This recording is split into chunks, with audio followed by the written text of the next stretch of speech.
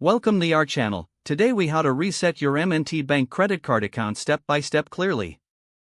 To reset your M&T Bank credit card account, start by visiting the official M&T Bank website. Once on the home page, locate and click on the login button in the upper right corner. This will take you to the login page. If you cannot remember your password, look for the Forgot Password link below the password entry field. Click on the Forgot Password link to proceed. You will be prompted to enter your M&T Bank user ID. Type your user ID into the designated field. After entering your user ID, click on the Continue button. Next, verify your identity by following the on-screen instructions.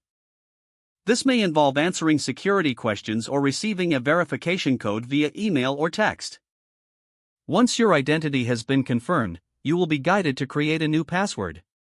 Choose a strong password that meets all security criteria. Re-enter your new password to confirm it. After successfully creating a new password, you will be redirected to the login page.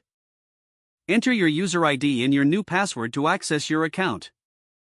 Once logged in, review any notifications or messages related to your account.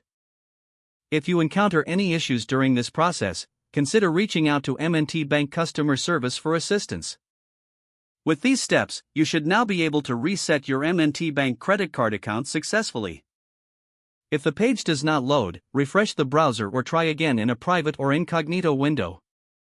Make sure you are using the correct email address, then retype it carefully to avoid small typos.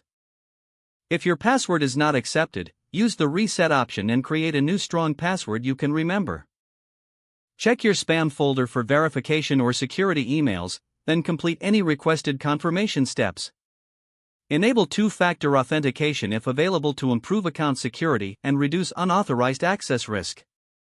After signing in, review your profile details so your contact information and settings are accurate and current. If you see an error message, note it down and try again after restarting your device and internet connection.